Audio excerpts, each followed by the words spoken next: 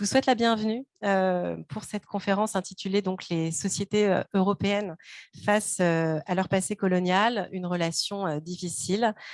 Thème ô combien saillant politiquement et scientifiquement au vu de l'actualité franco-allemande dans le domaine culturel ces derniers temps.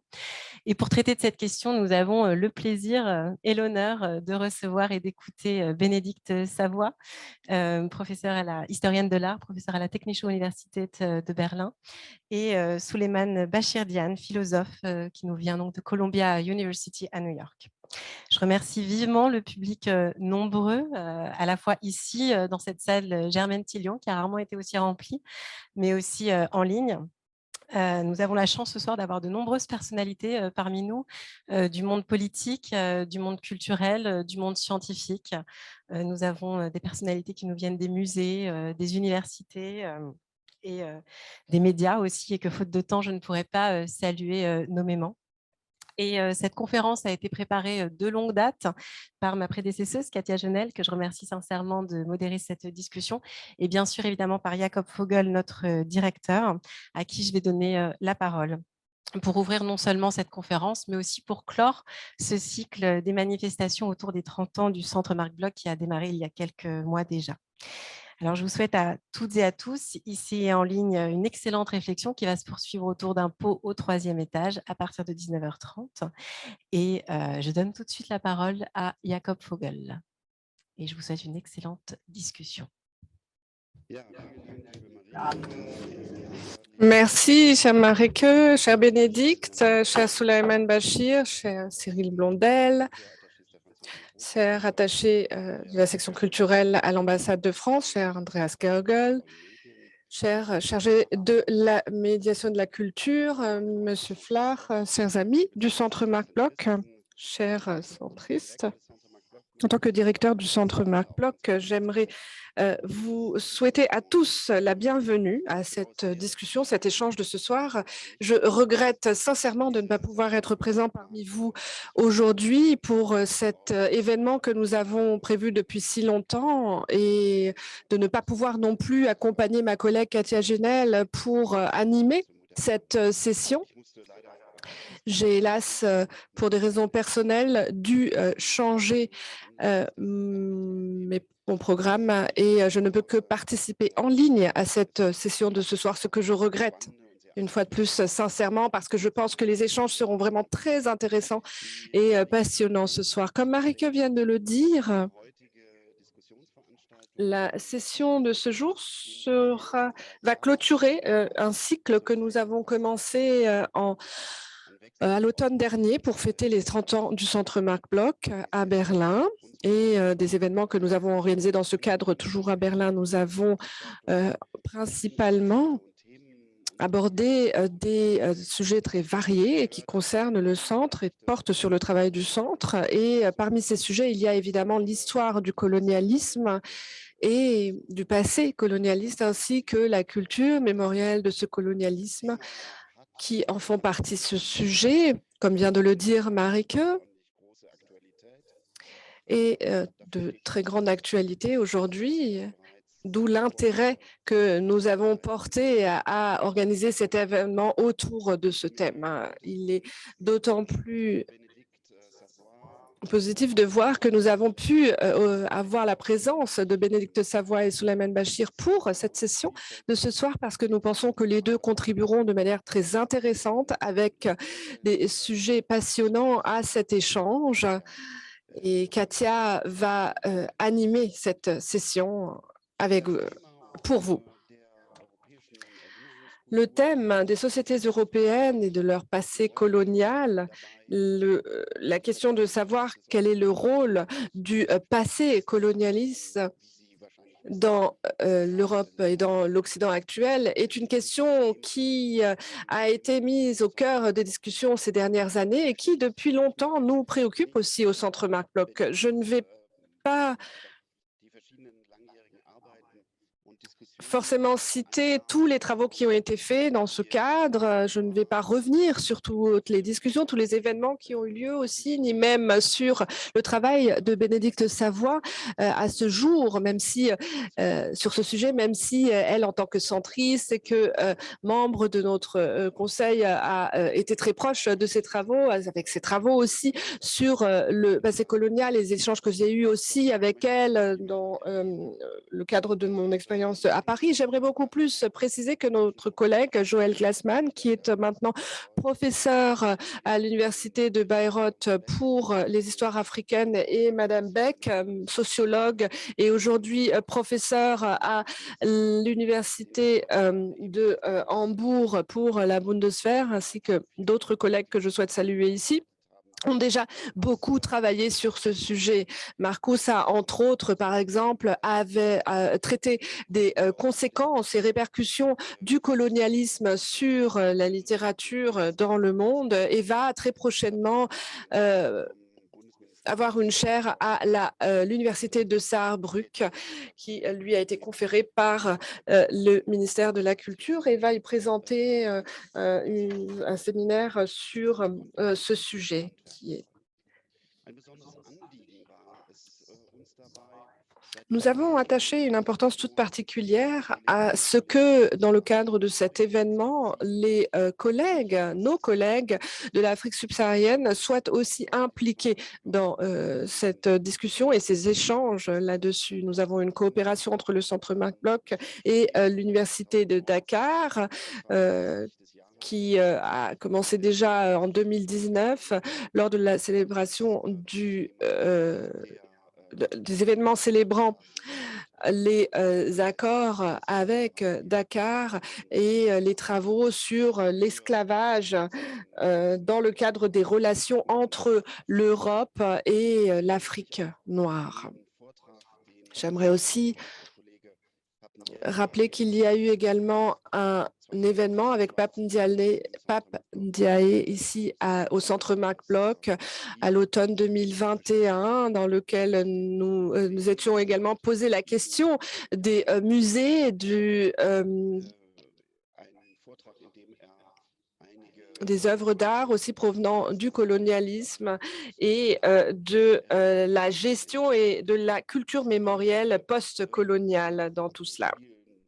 Aujourd'hui, les thèmes autour de celui qui nous préoccupe ce soir sont toujours d'actualité au Centre Marc Bloch. J'aimerais préciser que Lala Dakli et Genel ont déjà beaucoup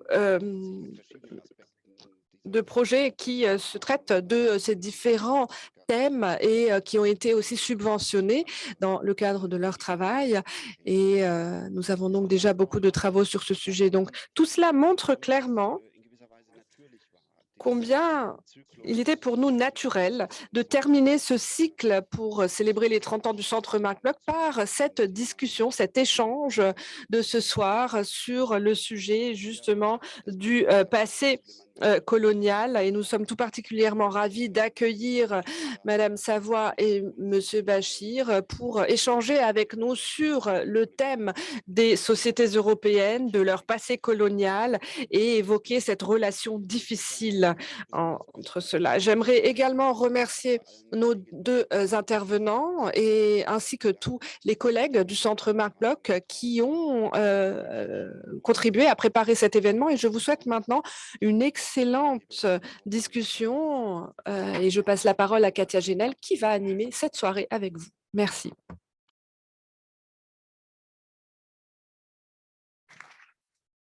Merci beaucoup, Jacob. Merci beaucoup, Marie, pour vos mots d'introduction. Je suis très honorée de modérer cette belle rencontre qui est en tant que telle, mais aussi dans la série qu'elle forme avec les autres rencontres qui ont célébré les 30 ans du Centre Marc Bloch, parfaitement à l'image de la recherche qui se pratique au Centre Marc Bloch, une recherche qui va bien au-delà du franco-allemand et qui, depuis une perspective franco-allemande, est toujours interdisciplinaire, aborde les questions européennes en appréhendant l'Europe dans le monde et dans son rapport au monde. Et ici aussi, c'est aussi de l'Europe dans son rapport à elle-même, mais par le détour de son rapport à l'Afrique dont il va être question.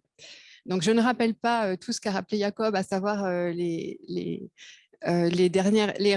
rapports scientifiques que le centre a développés avec les chercheurs du continent africain et sur l'Afrique. Je suis très heureuse de vous présenter nos deux intervenants, Bénédicte Savoie et Souleymane Bachir Diagne. Vous avez tous deux des parcours extrêmement passionnants, très impressionnants, qui sont des parcours d'excellence, mais aussi des parcours de mobilité, peut-on dire. Donc, vous avez pour point commun de circuler très intensément entre différentes cultures et différentes aires géographiques. Bénédicte Savoie, vous êtes professeur à la Technische Universität de Berlin depuis 2003 sur la chaire Histoire de l'art comme histoire culturelle. Mais vous vous êtes formée en France, vous êtes normalienne, agrégée d'allemand, vous avez un passé dans le théâtre et vous êtes titulaire d'un doctorat soutenu en 2000 sur les spoliations artistiques de la France en Allemagne autour de 1800, sous la direction de Michel Espagne et publié en 2 volumes. Quand je dis parcours d'excellence, il vous a conduit au Collège de France à Paris, dont vous avez occupé de 2016 à 2021 la chaire Histoire culturelle du patrimoine artistique en Europe, 18e, 20e siècle. Et on peut réécouter vos cours très tôt le matin sur France Culture. C'est passionnant. Vos travaux portent sur l'histoire culturelle et sociale des arts, sur l'histoire des musées et sur les questions de spoliation commises par exemple par Napoléon. Et vous avez été commissaire général de l'exposition Napoléon und Europa, Traum und Trauma à Bonn, et les questions de restitution. Plus récemment, vous avez été commissaire de l'exposition sur les frères Humboldt au Deutsches Historisches Museum à Berlin. Et vous avez été récompensé par de trop nombreux prix pour que je puisse les citer ici. Souleymane Bachir Diagne, vous avez aussi un parcours d'excellence qui vous a conduit du Sénégal à l'École normale supérieure de la rue d'Ulm à Paris, où vous avez étudié auprès de Louis Althusser et de Jacques Derrida.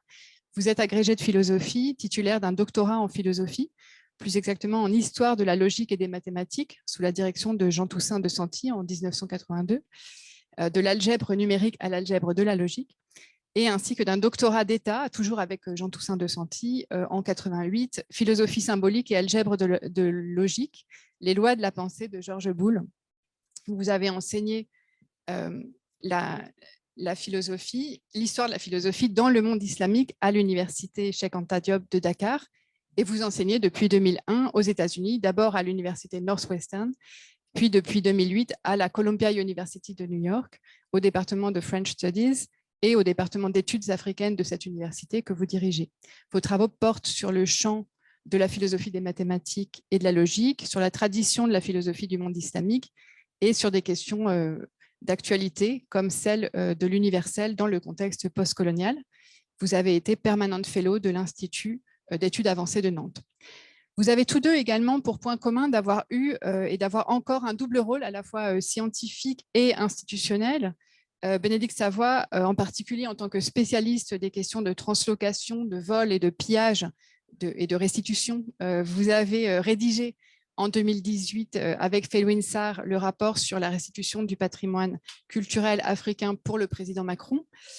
Et Souleymane Bachir Diagne, entre autres, parce que vous avez été conseiller pour l'éducation et la culture auprès du président Abdou Diouf de 1993 à 1999, et vous avez dirigé en 2013 la concertation nationale sur l'avenir de l'enseignement supérieur et de la recherche au Sénégal, et vous avez préconisé une réforme ambitieuse du système universitaire. Bénédicte Savoie, je cite quelques-uns de vos ouvrages, donc votre thèse patrimoine annexé, les biens culturels saisis par la France en Allemagne autour de 1800, qui existe aussi en allemand. Je cite également Objet du désir, désir d'objet en 2017. En 2018, Die Provenienz der Kultur von der Trauer des Verlusts zum universalen Menschheitserbe, en 2018. Museum eine Kindheitserinnerung und die Folgen en 2019. Et très récemment, vous venez de publier le long combat, j'allais dire le très long combat, le long combat de l'Afrique pour son art, histoire d'une défaite postcoloniale en 2023, qui existe aussi en allemand et en anglais.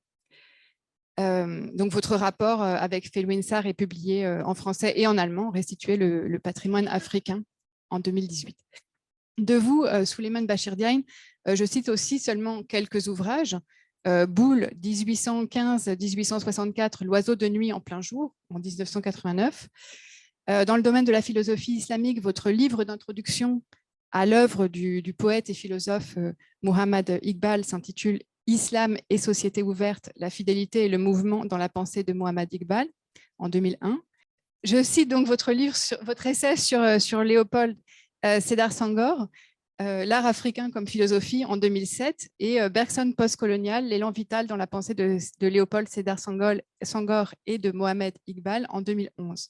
Il y a aussi vos dialogues, philosophie en islam et en christianisme avec Philippe Capelle-Dumont, Enquête d'Afrique, universalisme et pensée décoloniale avec Jean-Loup Amsel en 2018 et La controverse, dialogue sur l'islam avec Rémi Brague en 2019. Et je cite encore juste votre autobiographie, Le fagot de ma mémoire, qui vient de paraître, enfin qui est paru en 2021, ouvrage pour lequel vous avez eu le prix Saint-Simon, et tout récemment De langue à langue en 2022. Alors, je vais vous donner la parole successivement pour 5 à 10 minutes chacun, pour nous préciser peut-être un peu plus la façon dont vous voyez notre thème de la soirée, le passé colonial de l'Europe. Est-ce qu'on peut s'accorder sur le diagnostic? Est-ce qu'il y a bien une Europe face à un passé colonial, ou est-ce qu'il y a trop de disparités ou de divergences entre les pays européens pour pouvoir dire cela? Depuis quelle perspective en France et en Allemagne est-ce qu'on regarde notre passé, une perspective post-coloniale, voire décoloniale, ou encore inconsciemment coloniale? Quel vocabulaire, ou consciemment colonial, je ne sais pas, quel vocabulaire utilisez-vous ou revendiquez-vous? Est-ce que c'est une perspective qui est irrémédiablement clivée entre des camps opposés, structurés par des attitudes ou des revendications très différentes concernant ce passé et cet héritage? Comment est-ce que vous voyez cela en historienne et en philosophe? Bénédicte Savoie.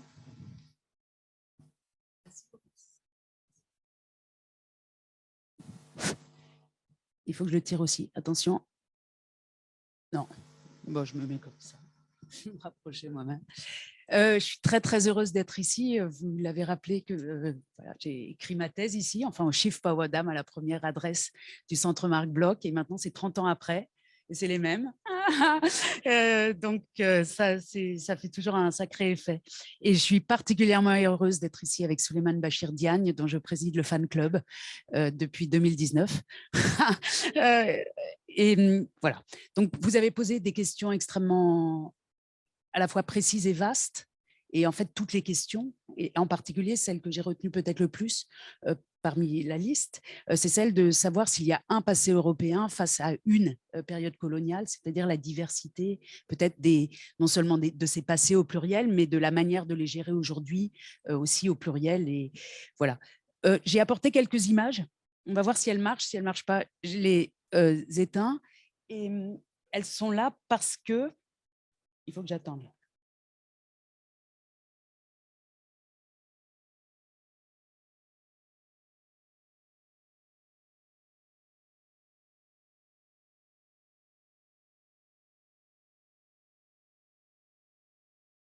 Elles sont là parce que je les montre dans d'autres contextes aussi et qu'elles m'ont semblé les bien avec ce qu'on voulait faire. Et surtout, vous allez voir, il y a une vraie raison cachée qui arrive un peu plus tard. Donc, on parlait du moment des décolonisations, où c'est la question qui nous occupe.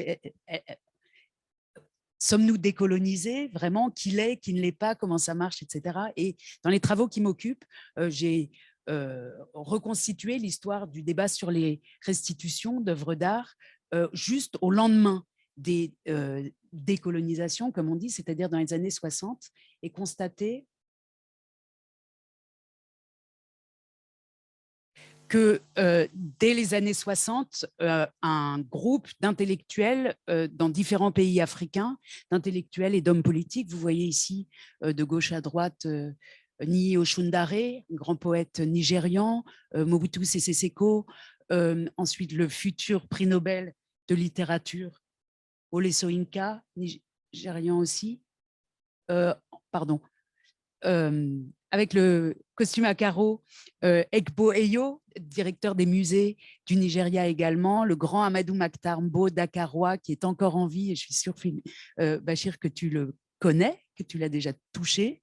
C'est vraiment une icône du débat sur les restitutions. Il a été le premier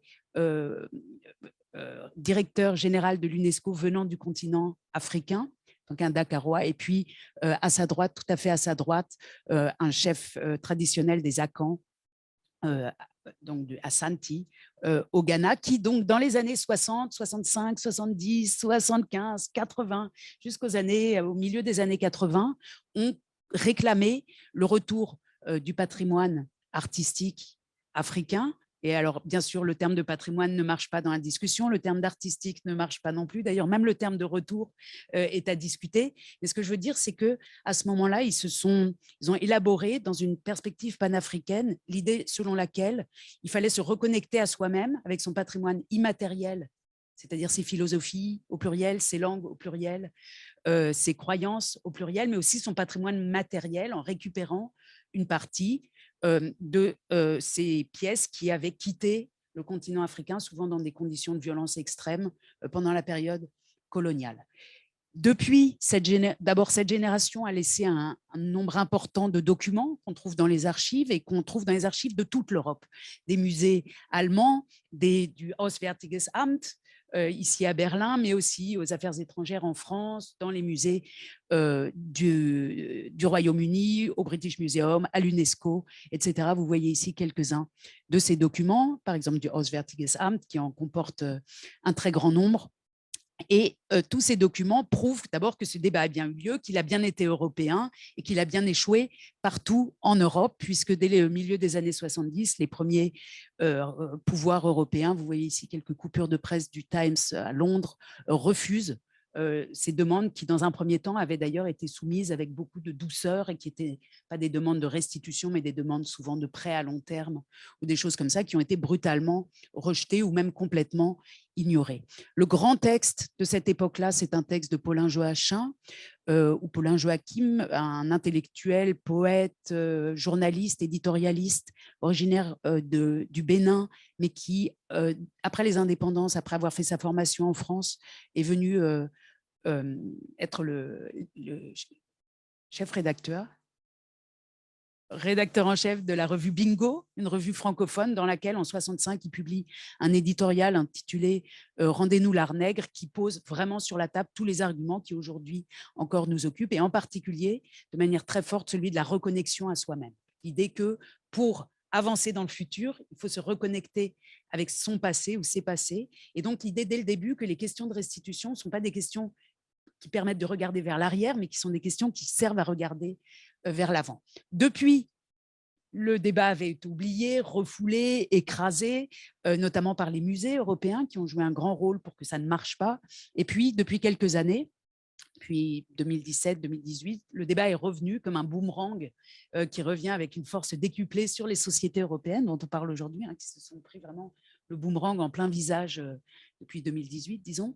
Et ces derniers mois, toute une nouvelle génération d'acteurs du monde culturel. Vous voyez ici la directrice du musée Rautenstrauch-Jost, Museum à Cologne, Nanette Snoep, entourée de Péjou Laviola, pardon, Péjou, j'ai perdu son nom de famille, Péjou Laviola, pardon, c'était bien ça, à côté d'elle, et puis l'ambassadeur Youssouf Tougar du Nigeria, ambassadeur ici à Berlin, et le représentant des affaires culturelles de l'ambassade, et d'autres se sont engagés, Barbara Plankenstein, je ne vais pas tous les citer, dans différents milieux. Vous voyez notre ami commun Fel Winsor qui est apparu là-haut, se sont engagés pour remettre ce débat donc sur la table, et surtout pour, comment dire, pour, étant les adultes d'aujourd'hui, faire en sorte que nos enfants n'aient pas à récupérer le boomerang une fois de plus dans 20 ans. Donc, il y a une sorte de responsabilité collective, internationale, transcontinentale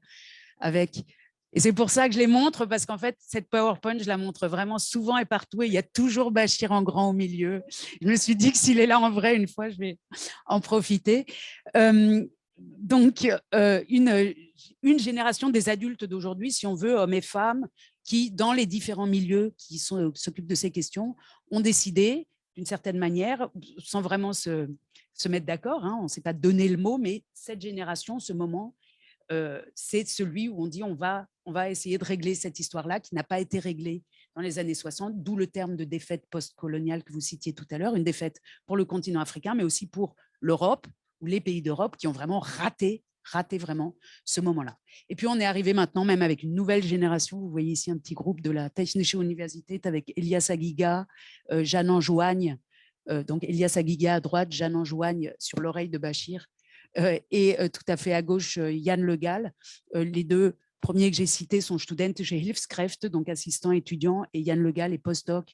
Il travaille ici à Berlin avec l'université d'Oxford sur la question des expéditions dites punitives et de ce qu'elles ont rapporté dans les musées. Donc voilà, juste pour dire que les sujets de postcoloniaux nous occupent tous depuis longtemps et qu'on est maintenant d'une certaine manière de l'autre côté d'une sorte de mur de Berlin. Quand on était en avril 2018 avec Felwine Sarr à Cotonou, le ministre de la Culture là-bas à l'époque, Osvaldo Meki nous avait dit vos histoires de restitution, j'y crois pas du tout, mais si ça se produit un jour, ce sera vraiment comme la chute du mur de Berlin ou comme la réunification des deux Corées. Il voulait dire que, donc il n'y croyait pas, mais que si ça se produisait, il y aurait un bouleversement profond de la géopolitique du patrimoine culturel africain dans le monde, et je dirais même un bouleversement géopoétique. Et je pense que c'est une des questions qui a beaucoup occupé Souleymane Bachir Diagne ces derniers temps, la question de la poésie, encore beaucoup, avec beaucoup de guillemets, mais de ces pièces. Donc maintenant, le mur est tombé, en tout cas il y a de grandes brèches dans ce mur. Certains pays sont de l'autre côté du mur. Ça concerne sûrement la France, ça concerne sûrement l'Allemagne et ça concerne encore plus un pays comme le Bénin, comme le Nigeria, maintenant de plus en plus comme le Sénégal et d'autres pays africains.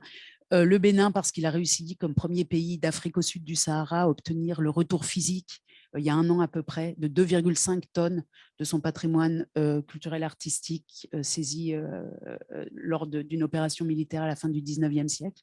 Vous voyez ici le retour des trésors royaux du Bénin à Cotonou, retour avec une scène ici, où on voit la scène quand elle a eu lieu vraiment, là on dirait simplement que quelques ouvriers sortent une caisse qui comprend un trône royal. On dirait simplement qu'ils la sortent d'un camion. En fait, il faut que vous imaginiez que cette scène a duré une demi-heure et ce n'était pas la sortie d'un camion, c'était vraiment la naissance. C'était la renaissance. C'était une scène vraiment de renaissance, disons, ou de quelque chose qui voyait le jour à nouveau à Cotonou. Et puis, évidemment, puisqu'on est ici à Berlin, le grand événement qui a été d'abord la signature, puis maintenant le retour progressif physique des bronzes du Bénin, et Andreas Görg, qui ici aujourd'hui avec nous a été évidemment l'un des acteurs principaux de cette réussite-là. Donc, un sujet franco-allemand, oui, un sujet qui nous rappelle le moment raté des indépendances, raté pour l'Europe, hein, je dis beaucoup, et qui mérite, qui nous a permis en tout cas de reposer des questions qui pendant longtemps avaient été enfouies. Et pour ce qui me concerne, en général, après avoir montré ça, je dis que je ne veux plus parler jamais de ces sujets, mais écouter, parce que voilà, à un moment, les choses intéressantes viennent pas de soi-même, et je suis très heureuse maintenant d'ouvrir grand mes oreilles pour écouter Bachir le plus possible.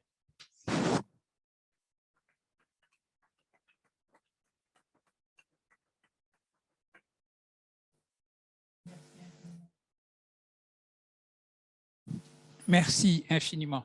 Je voudrais dire toute la joie que j'ai d'abord d'être ici. Merci de m'avoir invité. Merci pour le centre Marc Bloch de m'avoir accueilli et joyeux anniversaire.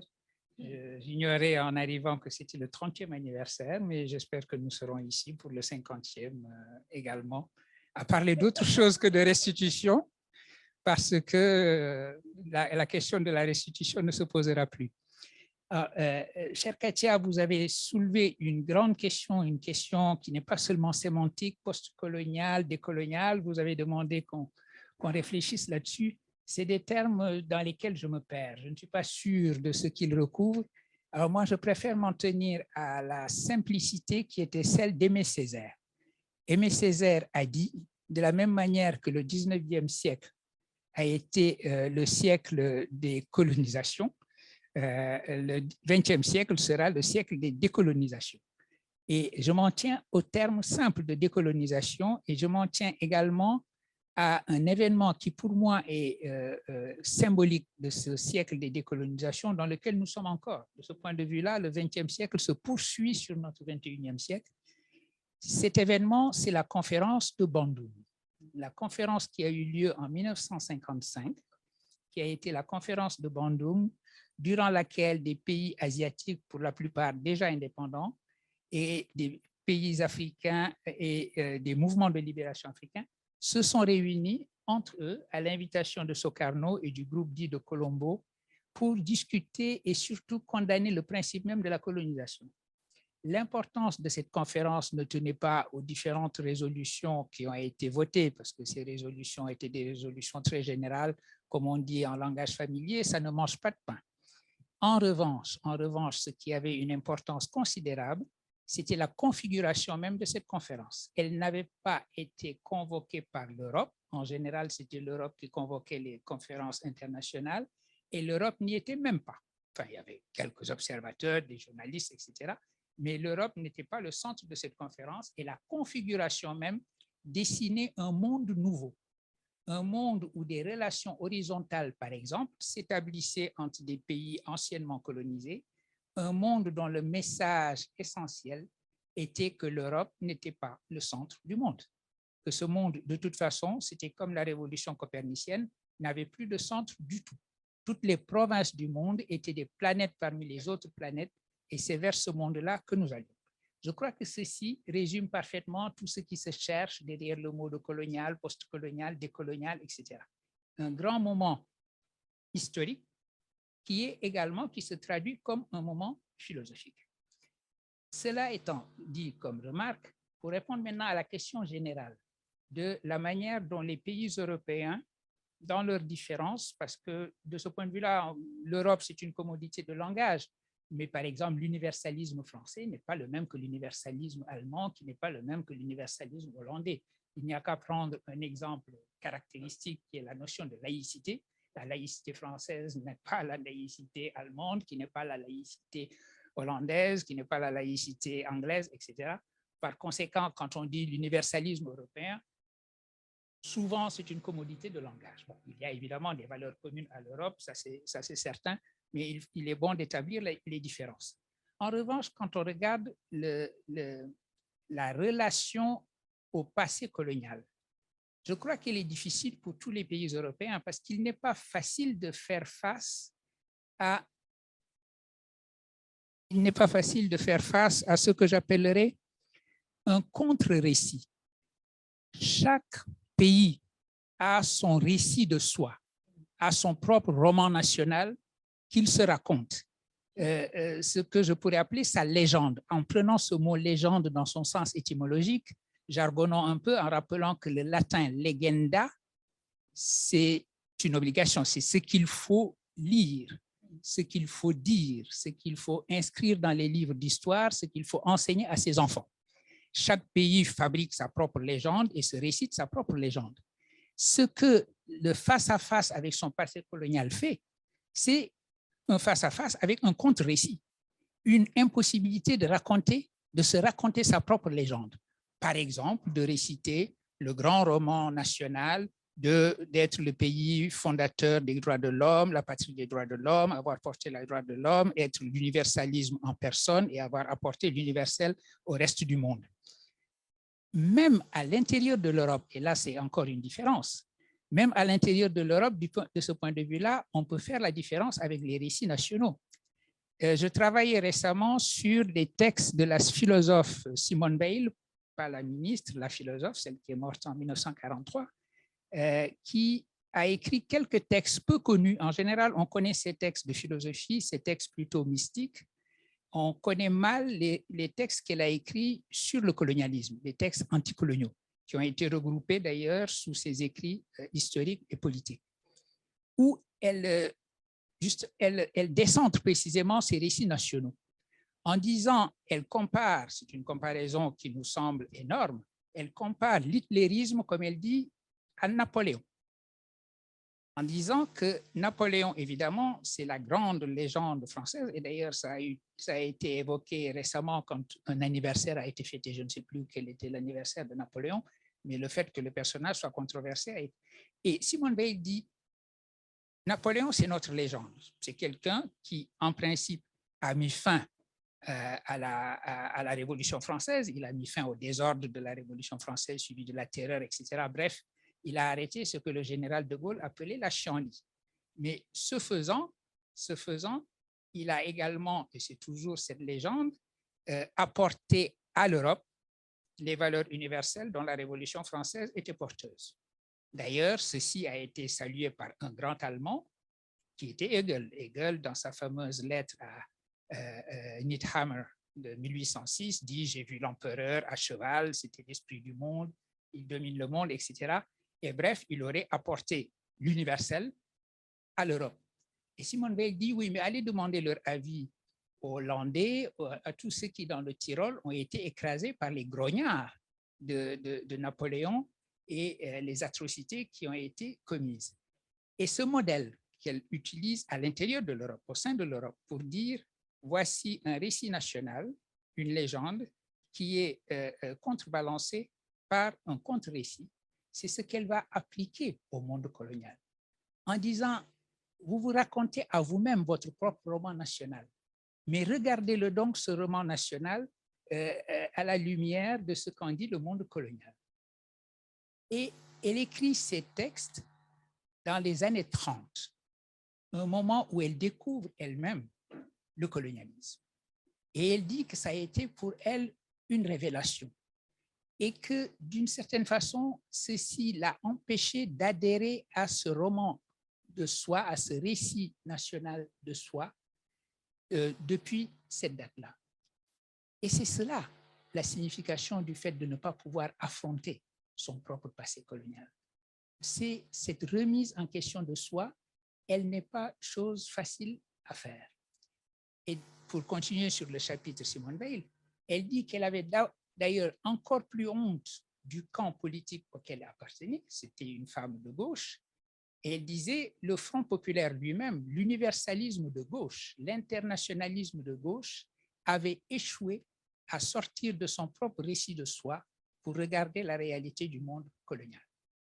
Et ceci est une réalité avec laquelle il faut compter. C'était d'ailleurs plusieurs années plus tard, c'est ce qui justifiera la démission d'Aimé Césaire du Parti communiste français, quand il disait que l'universalisme de gauche représenté par le Parti communiste français n'était pas mieux de son point de vue de coloniser que l'universalisme plus bourgeois de l'idée d'apporter la civilisation au reste du monde.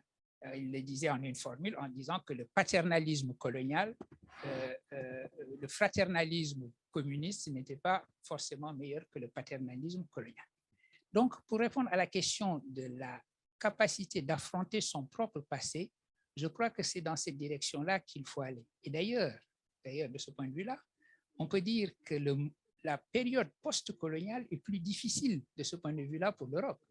Parce que jusqu'aux décolonisations, il n'y avait pas de véritable remise en question de soi, jusque dans les années 60. Et le fait que, par exemple, les demandes de restitution aient été très calmes, très tranquilles, très paisibles, comme Bénédicte vient de nous le rappeler, le monde. C'est maintenant que l'affrontement avec une mémoire autre que le récit de soi, avec sa propre légende, est devenu plus centrale. Et la question des restitutions de ce point de vue-là, d'ailleurs, me semble-t-il, je ne sais pas ce que tu en penses, Bénédicte, me semble poursuivre quelque chose qui s'est passé pendant la période coloniale, qui étaient les expositions coloniales. Les expositions coloniales sont importantes de ce point de vue-là pour la raison suivante.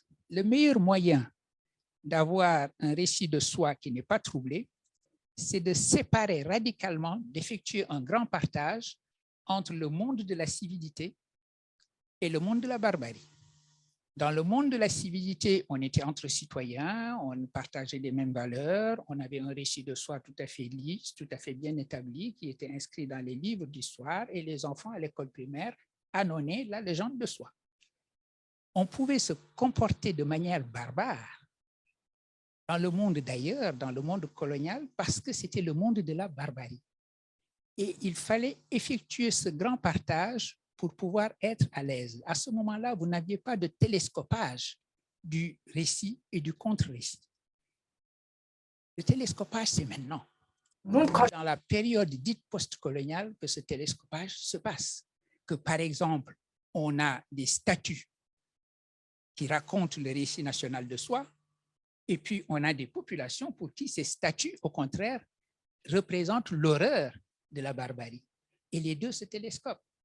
À Lille, il y a eu, j'avais lu ça dans les journaux, il y a eu un conflit autour de la statue de Faidherbe. La statue qui est à Lille, que j'ai vue, célèbre Faidherbe, qui est un héros de la guerre franco-allemande, de la guerre de 70. Et il se trouve des habitants africains de Lille qui sont descendants de populations immigrées pour qui Faidherbe représente au contraire le colonialisme dans toute sa brutalité en Afrique de l'Ouest. Encore que la figure de Faidherbe n'est pas la pire des figures coloniales. Mais enfin, vous voyez que c'est la cohabitation, si vous voulez, le fait que le monde de la barbarie et le monde de la civilité se trouvent désormais dans le même espace qui fait le problème précisément de ce que signifie faire face à son propre passé. Et j'ai parlé, pour finir, de l'exposition coloniale de 1931 en particulier. C'est ce qui a heurté le plus Simone Veil. Parce que la France se montrait à elle-même sa propre grandeur. Venez, citoyens, venez voir la grandeur de votre pays. Voyez comme votre pays est un empire. Vous avez l'impression que nous sommes ici simplement dans notre petit espace hexagonal, mais vous allez jusqu'au bout du monde et voici des populations, les cultures, etc., qui nous appartiennent, qui sont à nous, qui sont notre empire. Et le risque étant que si vous importez le monde de l'ailleurs à l'intérieur de l'espace de la civilité, vous provoquez ce télescopage. Et c'est ce qui s'est passé chez Simone Veil. Elle n'a pas supporté l'exposition coloniale. Et ça l'a énervée parce que, disait-elle, justement, même la gauche ne s'en est pas offusquée. Il a fallu les surréalistes pour réagir à l'exposition coloniale.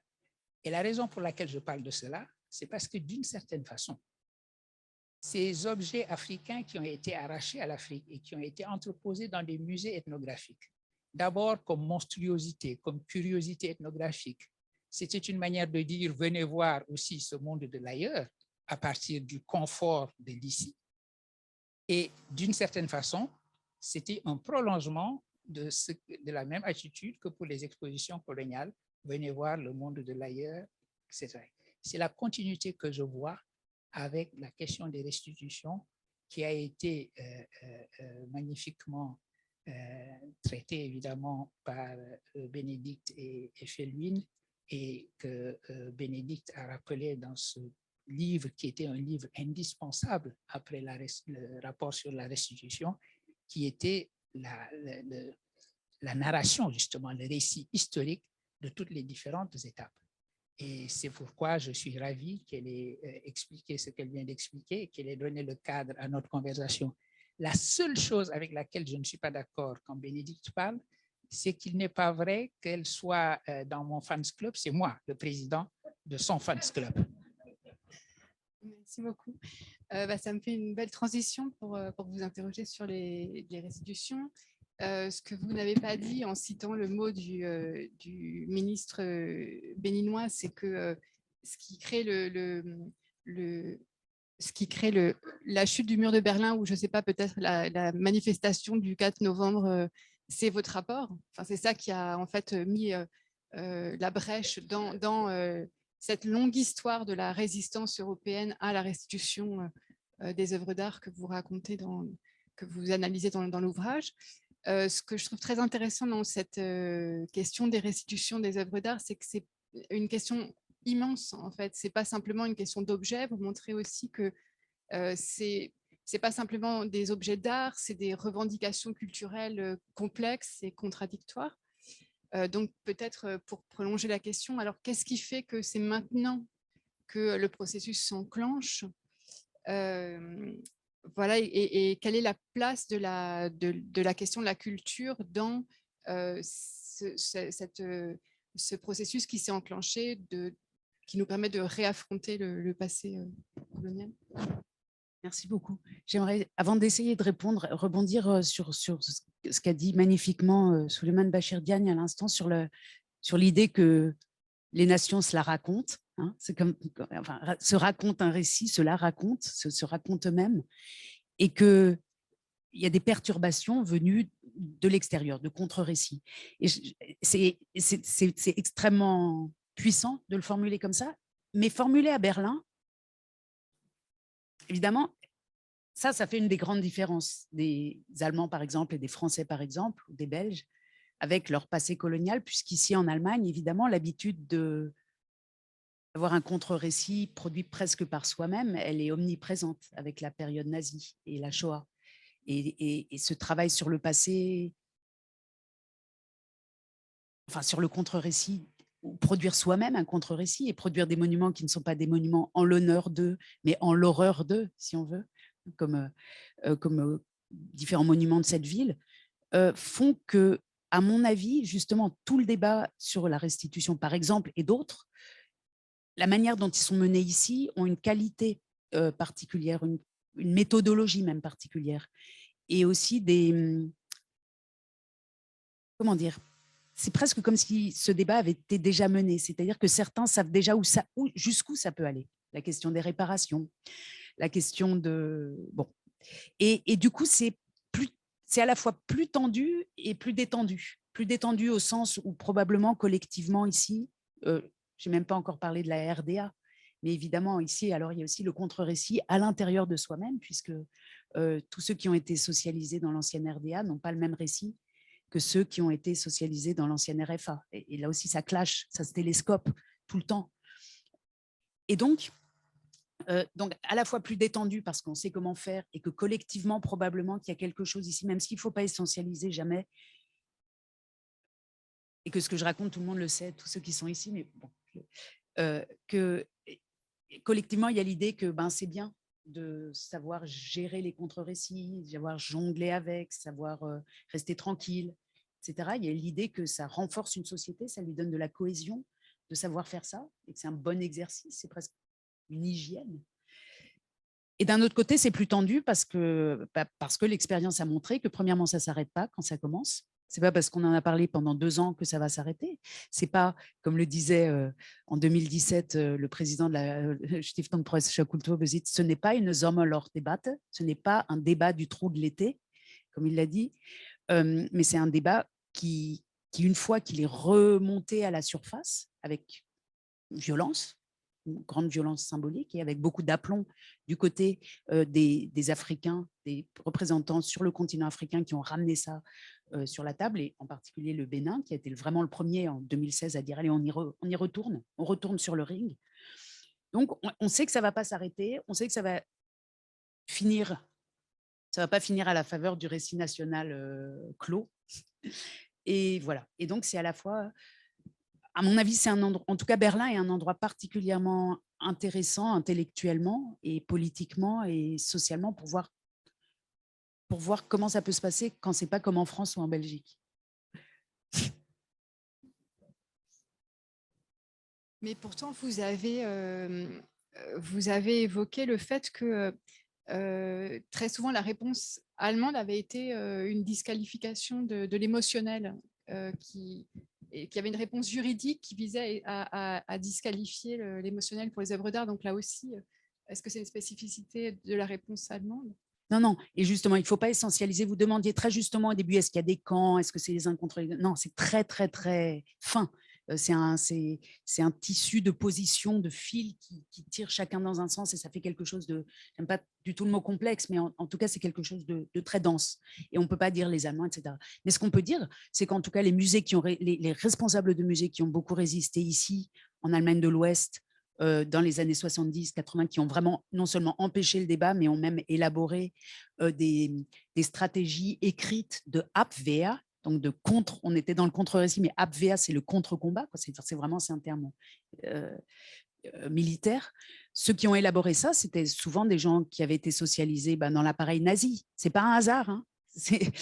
Ça marche ensemble et ça, on ne le voit pas non plus en France et en Belgique, par exemple. Et pour reprendre ce que disait Souleymane Bachir Diagne sur ces universalismes différents selon les pays européens, on le voit bien sur une question toute simple aujourd'hui, qui est la question des bases de données. Par exemple, en France, le musée du Quai Branly, qui est l'héritier des musées, du musée colonial et du musée de l'Homme, a depuis toujours une base de données très à 100%. Tous les objets du musée sont dans la base de données. Cette base de données, vous pouvez la consulter depuis 10 ou 15 ans, depuis votre cuisine, et le soir. Et vous avez toutes les provenances, et vous savez que telle chose a été prise dans telles conditions violentes, etc. Et pourquoi ils ont ça, les Français? Parce qu'ils sont fiers. Enfin, ils n'ont pas, jusqu'à quelque temps, il n'y avait pas de problème. On a pris tout ça, on les a sauvés des termites. Voilà, donc on le montre et le monde entier nous est reconnaissant. Ici, en Allemagne, il y a 0 base de données. Enfin, ça commence à s'arranger, mais il n'y en a pas. Voilà.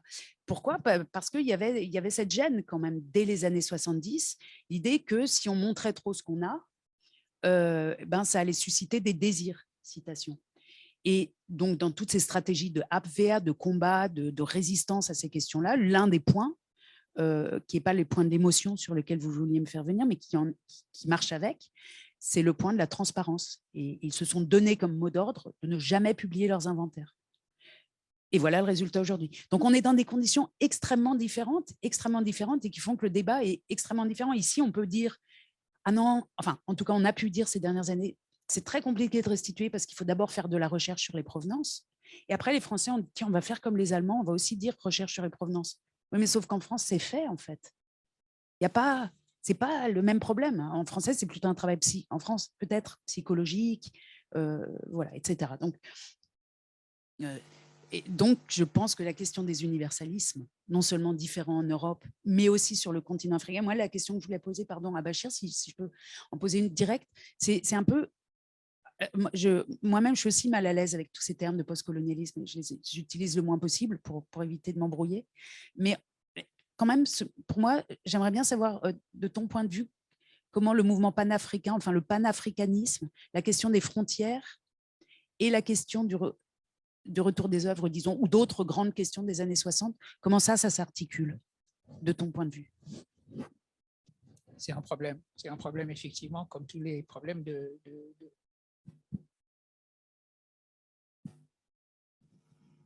C'est un problème, comme tous les problèmes. Comme tous les problèmes de frontières, c'est extrêmement compliqué, évidemment. La question du panafricanisme va revenir sur le tapis, d'ailleurs, dès lors qu'il s'agira de restitution, au fond. Restituer exactement à qui, selon quelles frontières? Je prends un exemple. La France a restitué au Sénégal un sabre, qui est le sabre de El Hadj Omar, un guide spirituel et également un combattant qui est mort au milieu des années du 19e siècle. El Hadj Omar a parcouru toute l'Afrique de l'Ouest. Il a fondé famille au Nigeria, il appartient au Mali, il est d'origine sénégalaise, évidemment, il est parti du Fouta Toro. Est-ce que le sabre devait être restitué au Sénégal? Est-ce qu'il devait être restitué à la famille omarienne, laquelle famille se trouve également au Nigeria? La meilleure manière de faire les choses, là apparemment, ça n'a pas posé de problème de les restituer au Sénégal, puisque aujourd'hui, le chef de la famille omarienne se trouve là. Il est effectivement installé au Sénégal. Mais tu vois, sur un exemple simple qui ne pose pas problème, ce qui peut être un grand frère. Donc, le panafricanisme doit revenir, à mon sens, sur la scène et être un acteur. Je sais que l'Union africaine essaie d'adopter une position commune sur cette question de restitution. Ce serait une bonne chose. Une africanisation de la question des restitutions, me semble-t-il, serait une bonne chose. Et ce serait le meilleur moyen d'aller dans le sens de cet éditorial de Bingo que tu as montré, rendez-nous l'art nègre, parce que l'art nègre, de toute façon, lui n'avait pas de frontières, comme tous les arts d'ailleurs, lui n'avait pas de frontières particulières, et si on ne sait pas trop à qui restituer telle ou telle œuvre d'art, avoir le sentiment que cette œuvre appartient aussi à l'humanité. C'est une manière de considérer les choses. Il ne faut pas oublier cela également, cette destination finale de l'art. Sur Bingo, si je puis me permettre, sur Bingo justement, quand Paulin Joachim écrit « Rendez-nous l'art nègre », tu l'as expliqué dans ton livre, il le dit en 1965, au moment où Senghor est en train, lui, de préparer la grande exposition qui était le Festival mondial des arts nègres. D'où une certaine panique de directeurs de musées qui se sont dit, mais est-ce qu'à ce moment-là, si nous prêtons à Senghor, puisque Senghor empruntait des pièces, est-ce que si nous lui prêtons, il va nous les rendre, puisqu'il y a cet éditorial de Bingo. Et tu l'expliques, le Sénégal a expliqué très rapidement, Senghor a dépensé des trésors de diplomatie pour expliquer que non, non, non, vous nous prêtez ces pièces, on vous les rendra de toute façon. Et ça m'a fait me poser la question de la relation que Senghor aurait eue à la question des restitutions. Dans la galerie de portraits de ceux qui ont demandé la restitution, et pour de très bonnes raisons, il n'y a pas Senghor. Il n'a pas demandé la restitution.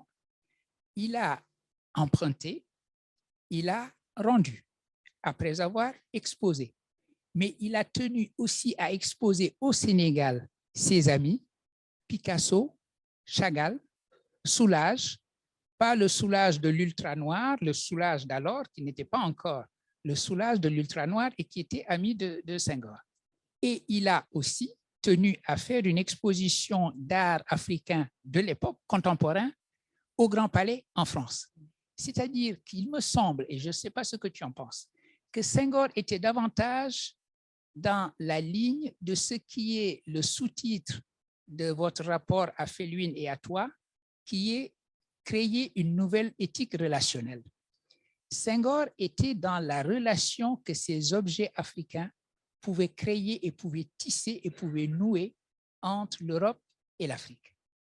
Et de ce point de vue-là, cette éthique relationnelle à la recherche de laquelle on peut être aujourd'hui, après avoir restitué, évidemment, il ne faut pas remplacer le mot restitution par le mot circulation qui ne veut rien dire. Il faut pouvoir restituer, mais restituer pour partager. Et je crois que c'est dans cet esprit-là que Senghor avait envisagé le prêt qui lui a été fait par les musées pour son Festival mondial des arts nègres et le fait qu'il estimait à un moment donné devoir d'ailleurs organiser une exposition Picasso accompagnée par les pièces de l'art classique africain. Et donc, ces objets, tu l'as dit tout à l'heure, tu as utilisé d'ailleurs le mot de revivifier. J'aime beaucoup ce mot parce que ces objets sont des objets vivants. Les arts africains classiques sont des arts de la vie, des arts de la représentation de ce que Senghor appelait la sous-réalité des choses. Derrière l'apparence des choses, il y a, disait-il, la force qui anime, et ce que cherche l'artiste africain pour lui, c'était précisément rendre cette force. Cette force a été le langage que ces objets ont tenu lorsqu'ils étaient entreposés dans les musées ethnographiques européens. Et c'est de cette façon-là qu'ils ont parlé aux artistes avant-gardistes européens et ont contribué à la grande révolution des arts du XXe siècle. Ils se sont chargés de cette signification. Ils se sont désormais chargés de ces langages. Ils ont parlé d'autres langues. Et cela à jamais. Ça veut dire qu'une restitution et un retour n'annulera pas le voyage de départ. Ce n'est pas mécaniquement, ils sont partis du point A, ils sont allés en Europe, ils vont revenir de l'Europe au point A. Ils ne reviendront jamais parce qu'ils ne reviendront jamais tels qu'ils sont. Ils manqueront toujours au lieu où ils sont, où ils ne sont pas. Quand ils seront de retour en Afrique, ils manqueront aux musées européens. Quand ils restent dans les musées européens, ils manquent évidemment à leur lieu qui est le terroir africain. C'est la raison pour laquelle j'ai écrit qu'il fallait que ces objets se comportent comme les oiseaux migrateurs. Ils quittent l'Europe en hiver pour aller chez moi, dans le parc de Djoudj du Sénégal, où on peut aller les contempler en janvier et février. Et puis ensuite, quand il commence à faire chaud, ils reviennent. L'idéal serait au fond que ces objets qui sont devenus des objets diasporiques, c'est le mot que Felwine et toi avez employé, restent à jamais des objets nomades et qu'ils soient des objets qui tissent des liens Et c'est la vision qui, pour moi, se dégage de ton deuxième ouvrage. Mener le combat de l'Afrique pour la restitution de son art, et cet art, une fois restitué, saura mieux se partager. Et je suis heureux de ce point de vue-là que l'Allemagne, sans trop de discours, ait eu ce geste formidable de rendre les bronzes du Bénin, enfin on les appelle des bronzes même s'ils ne sont pas toujours en bronze, les bronzes du Bénin. Et tu as, comme moi, évidemment, salué le rôle irremplaçable que notre ami Andreas Gorgen a joué là-dedans, que je suis heureux de compter parmi mes amis. Je suis aussi dans son fans club. Alors, en vous écoutant, je suis frappée par le fait que vos démarches à chacun, enfin à tous les deux, en fait, sont extrêmement ouvertes, comme le montre à la fois ce que vous pourriez reprendre à votre compte, c'est-à-dire le titre de l'exposition qui a lieu actuellement sur Léopold Sédar Senghor à Paris, Réinventer l'universel. Donc, cette idée que vous défendez et que vous pourrez peut-être développer d'un universel multilatéral, vous dites, en plus de latéral, et non pas un universel de surplomb. Donc, une démarche compréhensive, ouverte, de dialogue. Et Bénédicte Savoie, avec le sous-titre du rapport, a aussi une démarche extrêmement ouverte en fait, vers une éthique relationnelle, donc de recherche de relations. En même temps, vous ne lâchez rien sur la dimension de combat ou la peinture du passé extrêmement controversé. Enfin, vous ne mâchez pas vos mots, on l'a vu voilà, déjà depuis le début de cette discussion. Donc, est-ce qu'une voie est possible, donc peut-être parce que vous traitez d'objets tous les deux, les œuvres d'art ou même la philosophie, les œuvres philosophiques qui dépassent par définition les particularismes, est-ce que c'est en raison de ces objets que vous pouvez avoir confiance dans cette relation possible et dans je ne sais pas, une forme de réconciliation, enfin de réinvention de l'universel, ou est-ce que vous êtes pris en tension et amené peut-être à sous-estimer les rapports violents et les rapports de force qui structurent notre passé? Oui. Il y a un aspect du travail qui a été mené par Bénédicte Savoie avec Felwine Sarr qui m'a beaucoup fasciné. À un moment donné, ils ont fait face à la réaction je crois que c'était le président du musée du Quai Branly à l'époque, pas l'actuel, qui avait lâché qu'au fond, ces objets, c'était leur présence dans le musée du Quai Branly qui leur avait conféré l'universalité qui était la leur. Je me trompe? L'idée qu'un musée, que d'être dans un musée européen a fait que des objets qui étaient la particularité de terroirs africains soient devenus universels. C'est l'universalisme colonial dans toute son horreur. L'idée qu'il y a une province du monde qui est tout naturellement le lieu de l'universel et qui confère l'universalité par simple présence. Dès que je suis descendu de l'avion, que j'ai mis les pieds en Europe, je suis devenu universel. Totalement insensé, mais ça a été dit. Je crois que ça vous a été opposé un peu. Alors, l'idée d'une réinvention de l'universel, c'est précisément de dire qu'il n'y a pas une province du monde qui serait à la verticale de l'universel et qui serait donc debout comme un phare et chargé d'orienter le reste du monde, qui doit s'organiser autour de lui comme une périphérie autour d'un centre, que nous avons affaire désormais à un monde totalement décentré. Les pays africains vont s'équiper de mieux en mieux en musées. Le Sénégal, heureusement, avait eu Senghor et donc Senghor avait beaucoup investi dans les infrastructures culturelles.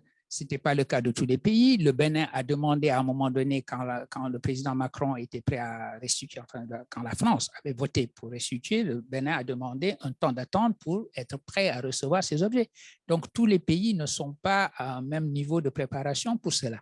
Mais un investissement va être fait, je crois, désormais dans les musées, dans ces infrastructures. Qu'est-ce que ça va donner comme résultat? Ces musées vont pouvoir entrer dans la circulation générale, après restitution, dans la circulation générale des objets.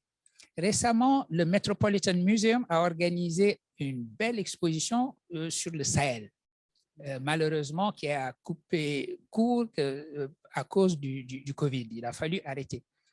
Mais c'était magnifique dans sa présentation. C'était également magnifique dans son idée parce que des musées africains ont prêté des objets. Les prêts ne viennent plus seulement du nord vers le sud, mais le sud aussi a prêté, le Sénégal a prêté 3 magnifiques choses, cette fameuse mégalithe et puis une pierre préhistorique qui, avec juste un petit coup, donnait l'impression d'être un corps de femme, enfin le bas du corps d'une femme, et donc ça pouvait être une représentation de la naissance du monde, plus que l'origine du monde, voilà, moins explicite que cela, mais un peu. Bref, avoir des infrastructures muséales qui permettent d'entrer dans une circulation générale de l'art, une sorte de réalisation planétaire de ce que Malraux appelait le musée imaginaire, où les formes visuelles, les langages vont se mêler, vont se parler, etc. Ce que d'ailleurs le Louvre est en train de mettre en place là, que le Metropolitan Museum a mis en place en faisant que des pièces africaines ne soient pas simplement dans la collection africaine séparée de la collection européenne, mais en amenant par exemple des pièces africaines dans la pièce où se trouvent les collections européennes et en faisant en sorte que la pièce en question parle directement à une autre pièce. Bref, il y a des tas de combinaisons possibles qui donnent une réalité muséale. Je suis en train de parler trop vite. Une réalité muséale à ce que le rapport Sarr-Savoie, comme on l'appelle, appelle une nouvelle éthique relationnelle. Et voilà une concrétisation d'une universalité horizontale, d'une universalité latérale, d'une universalité de circulation, de rencontre des objets, une universalité de traduction qui n'est pas cet universel de surplomb où il y aurait nécessairement un centre du monde et une province qui serait chargée d'apporter l'universel à tout le reste du monde, comme hier, elle apportait la civilisation à tout le reste du monde. J'aimerais bien rebondir sur l'idée de musée parce que c'est vrai que dans les travaux qu'on mène, notamment à la Technische Universität en ce moment, en coopération très étroite avec une équipe de l'université de Tchang au Cameroun. L'université de Tchang au Cameroun, elle est à 1400 mètres d'altitude, à 5 heures de route de Douala quand on monte vraiment.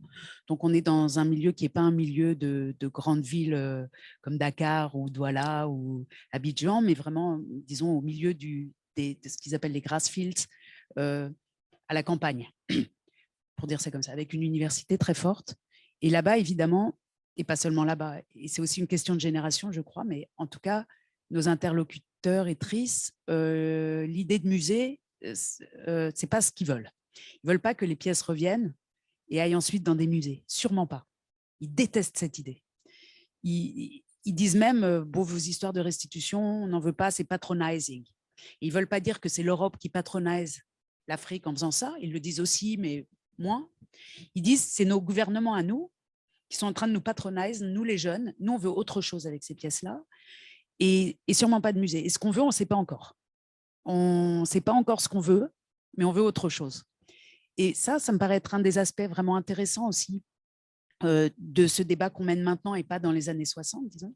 C'est que cette jeunesse-là, alors jeunesse, ce n'est pas non plus le bon terme, mais ces personnes, disons, qui ont 30 ans aujourd'hui et qui donc verront très probablement le retour d'un grand nombre de pièces, ces personnes de 30 ans aujourd'hui ou 20 ans, 25 ans, elles ont vraiment envie d'autres modèles.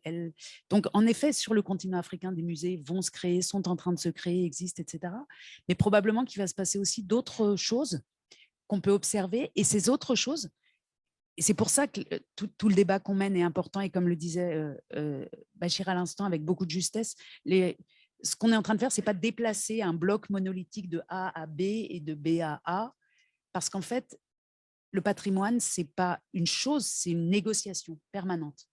De même que, je sais pas, Berlin négocie de manière permanente, ou l'Allemagne, sur est-ce qu'on peut montrer de l'art de RDA. Pourquoi on n'en voit pas? Pourquoi quand on va à Dresde aujourd'hui, on ne voit rien de RDA? Pourquoi il n'y a pas une seule ville d'Allemagne, on peut aller voir des grandes collections d'art socialiste de RDA. Parce que ça négocie, mais ça coince, ça ne marche pas encore. Et puis peut-être les enfants ou les petits-enfants vont y arriver. Et là, ce qui est en train de se passer avec le retour physique des pièces, ce n'est pas le retour intellectuel qui sert. C'est une fois quand vraiment on se pose la question, oula, la caisse va arriver demain, alors qu'est-ce qu'on va faire? Et là, se mettent en place des négociations qui me paraissent très fructueuses et surtout fructueuses et excitantes parce que justement, on ne sait pas. On ne sait pas. Et je trouve que pour nous, en tout cas pour moi, être en position de ne pas toujours avoir l'impression qu'on peut planifier, on va faire un musée, on va construire, on va faire des pièces, on va mettre un petit peu de climatisation, on va mettre un auditorium, on va mettre des réserves. Et oui, c'est sûrement une partie du projet et du projet de permettre au musée aussi du Sud d'entrer dans tous ces jeux de prêts, d'échanges, etc. Voilà, ça c'est très important. Mais probablement qu'il va se passer des choses qui relèvent plus de l'éclosion de choses encore non advenues. On ne sait pas, en fait. Et moi, j'aime beaucoup l'idée liée à ça, à l'idée d'être très attentif, de faire en sorte que le débat ait lieu, qu'il ait lieu le plus possible entre différents types de personnes. Donc, pas seulement dans le milieu politique, pas seulement dans le milieu des musées, mais vraiment dans le cas des Grassfields, si vous allez voir un roi traditionnel, par exemple, je sais pas, la chefferie de Banjam. Donc, ils ont des masques traditionnels, voilà. On y va, on lui demande s'il peut nous montrer son masque. Alors, il sort un masque de la voiture, du coffre, qui est emballé avec... et il nous le montre, mais on lui dit, mais pourquoi il était là juste dans la voiture? Ah oui, parce que moi, en fait, je vends de l'huile d'avocat. Et quand je le mets sur la table de mon huile d'avocat, ça attire les clients, parce qu'ils se disent, c'est quoi ça? Et puis d'ailleurs, ce n'est pas du tout un original. L'original est à Marseille. Nous, celui-là, on l'a depuis les années 80, parce qu'on a vu qu'à Marseille, ils faisaient de l'argent avec et on va faire pareil. Et ça marche. Et puis là, bon, alors nous, là, on est chercheurs et tout. On dit, ah bon, mais pourtant, ça va leur sacré, tout ça. Et puis, il voit bien que ça nous intéresse. Donc, hop, il est allé chercher son huile d'olive. Il en a vendu à tout le monde. C'était vraiment le principe du museum shop. Il était vraiment dans une logique muséale, si on veut, mais différente. Et très maline et très, enfin voilà, il s'est dit cela, il s'intéresse à mon masque, ben, voilà. Et donc, non, mais je dis ça de manière, je dis ça parce que c'est aussi ça, c'est ça et ça et ça et ça et ça, et c'est tout ça ensemble, ce dont on parle, et c'est tout ça ensemble qui fait qu'on se reconnecte. Enfin, cette nouvelle éthique relationnelle, c'est aussi de se retrouver dans des situations comme celle-là et de se dire ah là là, mais oui, enfin, le débat sur le sacré, les œuvres, le machin. Non, il y a aussi une pratique de l'œuvre qui est tout à fait différente, qui peut être sacrée. On l'a vu, et, je vais toujours dire Fellouen, Bachir l'a rappelé. En fait, on parle d'objets, mais évidemment, ce n'est pas des objets, c'est des sujets, c'est des acteurs, c'est des choses qui parlent, qui organisent leur société autour d'elles-mêmes et tout. Dans certains cas, c'est encore très sérieux, et dans d'autres cas, c'est moins sérieux. Enfin, c'est moins sérieux ou c'est plus économique, etc.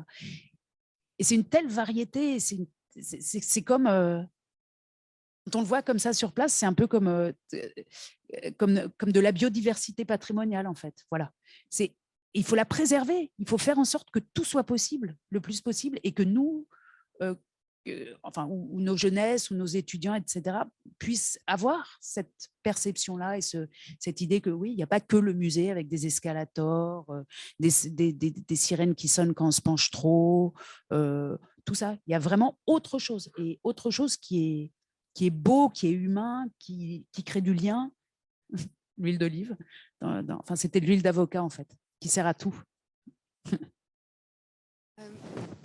Juste une dernière question avant de passer la parole à la salle, parce que là, vous venez de répondre à une des questions que Jakob Fogel voulait poser, donc qui était cette question. À partir de la pluralité des objets, du coup, on a une sorte de pluralité des récits, enfin aussi peut-être une manière de raconter l'histoire qui est un petit peu différente.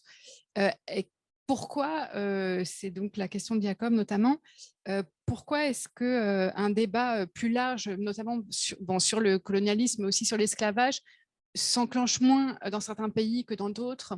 Il posait la question de l'Allemagne notamment, où il disait un peu ironiquement, pourquoi est-ce qu'on parle davantage des écrits des écrits racistes de Kant que vraiment une vraie discussion sur l'esclavage? Peut-être pour terminer. Non, bah oui, mais c'était l'Allemagne en fait. Mais après je vais réagir. Ouais. Je sais pas.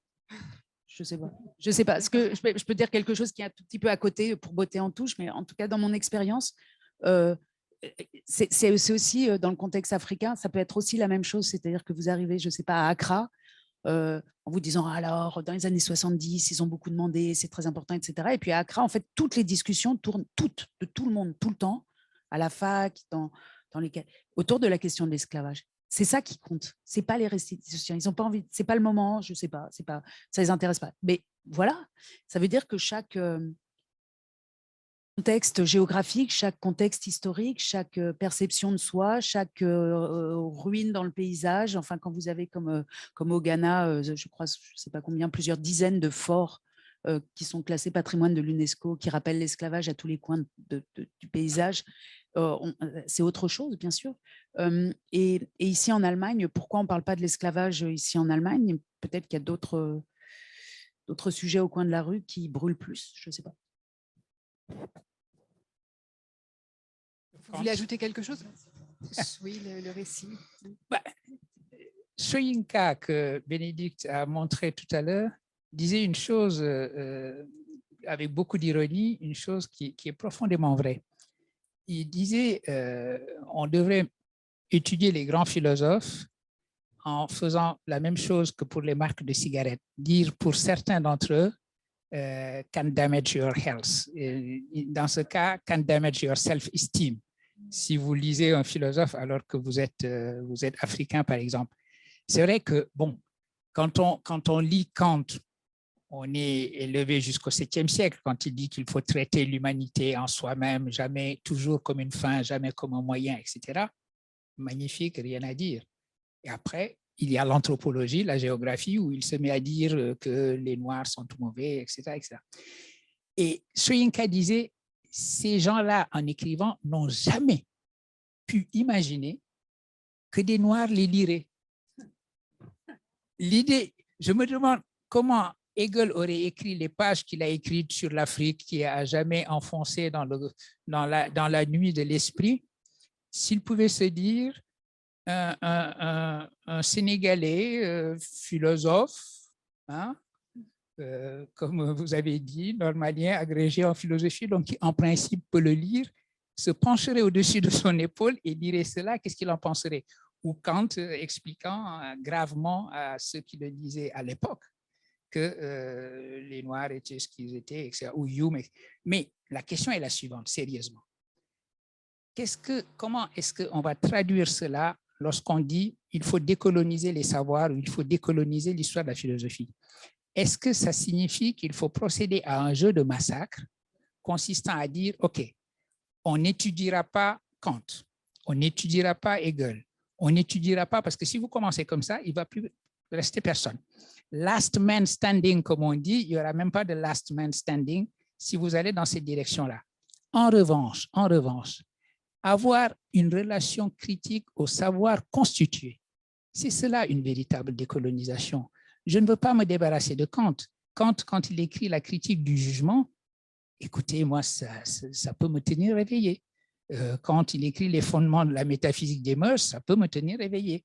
Je n'ignore pas ce qu'il a écrit dans l'anthropologie, ce que ses élèves ont pris comme note, ou dans la géographie, etc. Mais tout cela participe de toute façon de la formation de ma relation à la philosophie de manière générale. En plus, je ne m'en tiens pas à Kant. La philosophie, pour moi, c'est tout aussi bien Avicenne, Maïmonide, Averroès, Lao Tse, c'est également Ahmed Baba de Tombouctou, écrivain. Et donc, c'est le décentrement dont je parlais tout à l'heure en termes strictement géopolitiques quand j'ai évoqué Bandung, auquel il faut procéder également dans le domaine épistémologique, dans le domaine des connaissances. Voilà un monde de ce point de vue-là décolonisé est un monde décentré et ce décentrement fonctionne aussi dans le domaine de la connaissance. Avoir une relation critique aux objets de notre connaissance, c'est cela la véritable éducation. Parce que si chacun essaie de ne s'éduquer que dans sa propre identité, je vais étudier des auteurs qui ne bouleverseront pas mon estime de moi-même, etc., etc. À ce moment-là, je me trompe totalement sur la nature de l'éducation. Parce que éduquer, c'est sortir de soi. se confronter à ce genre de choses, se confronter à avoir une relation critique. Et de ce point de vue-là, il est tout à fait sain de lire les deux faces de Kant, le Kant de la critique de la raison pratique et le Kant de l'anthropologie, de les lire en même temps. C'est très important pour la formation des philosophes. Voilà. J'aimerais un dernier mot ajouter, aller vraiment dans le même sens, enfin de la question de comment on se décolonise ou c'est quoi se décoloniser. Et je voudrais juste aller dans le même sens en disant que, en tout cas dans notre expérience ici ces derniers mois à la Technische Universität, on travaille donc à Chang avec des collègues germanistes. Donc s'ajoute à tout ce que tu viens de décrire la question de la langue. Comment, dans quelle langue on parle, avec quels mots, et même de la syntaxe. Et je voudrais juste, en un mot, et c'est quelque chose sur quoi je pourrais parler, je pense, enfin, j'en ai jamais vraiment encore parlé parce que c'est une expérience qu'on est en train de faire en ce moment. On finit un livre et on s'aperçoit, enfin, et puisqu'ici, tu parlais de rester réveillé, moi, je me réveille la nuit parce que, en fait, on s'aperçoit que dans nos phrases, le sujet, le verbe et le complément, le sujet, c'est toujours l'allemand. Le verbe, enfin, la syntaxe elle-même est coloniale. Et c'est vraiment difficile d'aller jusqu'à la langue et de retourner les choses. C'est vraiment difficile. Et ça, c'est vraiment, on se sent différent quand on sort d'une expérience comme ça, d'une expérience qui va si loin dans le langage, et en particulier pour ce qui me concerne dans une langue qui n'est pas ma langue maternelle, et qui, pour nos collègues camerounais, n'est pas non plus leur langue maternelle. Donc nous, on se retrouve dans la langue allemande avec des questions de mots, de terminologie. Est-ce qu'on peut traduire le guide spirituel par spirituelle Führer? Est-ce qu'on peut traduire le peuple de la forêt, les peuples de la forêt ou le peuple Sawa qui existe sur le littoral camerounais par Savoie folk? Non. Donc déjà, on lutte avec des mots, mais en fait, on lutte avec la structure même du langage. Et je pense que quand on est, et que pour arriver là, c'est pas du décor, quoi. C'est pas du pchit post-colonial, ou c'est pas écrire Schwarz avec un grand S et Weiss en italique, comme je sais pas comment ils font aux États-Unis, mais ici ils font les jeunes, ils font ça. C'est sûrement bien, ou c'est sûrement une manière d'attirer l'attention sur des choses, mais en fait c'est cosmétique et c'est à la surface de la peau, de la peau de la langue. Mais quand on rentre, on en sort vraiment. Enfin, moi, il y a eu des journées ces derniers temps où j'inversais les syllabes, en fait. On est vraiment déstabilisé. Quand on commence à vraiment être décolonisé, eh ben, on est en morceaux, en fait. Et c'est bien. Et après, il faut se refragmenter. Défragmenter, refragmenter. Merci beaucoup. Et ça pourrait faire encore 1 heure de discussion. C'est pour ça que je donne tout de suite la parole à la salle pour des questions éventuelles. Et puis, on pourra revenir sur un point ou un autre. Oui, monsieur.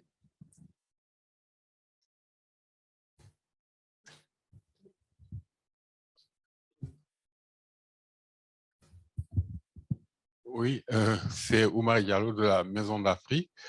Et donc, je veux poser une question à professeur Bachir Diop Diagne à propos donc d'une conversation que j'ai eue ces derniers temps. Je suis de Guinée et je vais vous provoquer un tout petit peu. Mes amis me disent que El Hadj Oumar Tall serait guinéen aussi. Alors, c'était juste pour une petite provocation. Alors, bon, j'ai parlé ces derniers temps avec un de mes amis en Guinée qui m'avait dit il n'est pas très enthousiaste en ce qui concerne la restitution. Parce que pour lui, nous sommes en train de construire des musées en Afrique pour accueillir donc, les objets qui sont venus d'Europe et tout. Et tandis que pour lui, le musée symbolise la mort. Quand un objet se trouve dans un musée, c'est qu'il ne vit plus. Et dans la conception que nous avons en Guinée, en tout cas dans cette région, parce que bon, l'Afrique, elle est très grande, il faut être très, très prudent quand on parle et tout, cette conception consiste à ce que les masques vivent. On vit avec, il y a des cérémonies qui se passent et tout. Et donc, il me disait que est-ce que ce ne serait pas intéressant de la part des Africains d'élaborer un autre concept qui permettrait d'accueillir les objets au lieu de construire des musées pour les accueillir dans les musées, puisqu'on en reviendra à peu près à l'ancien schéma, c'est-à-dire qu'on nous prend nos objets en Afrique et on vient les exposer dans des musées en Europe et nous les récupérons et nous allons aussi les exposer dans des musées et tout. Alors donc, voilà, donc ça c'est la première question. Et la deuxième question, c'est à propos de l'universalisme, justement. Donc, j'ai un petit problème là-dessus aussi. J'aimerais savoir, est-ce que faudrait-il parler est-ce qu'il est possible d'atteindre la civilisation de l'universel ou les civilisations de l'universel? Et qu'est-ce que ça voudrait dire pour vous, peut-être, la civilisation de l'universel? Je vous remercie.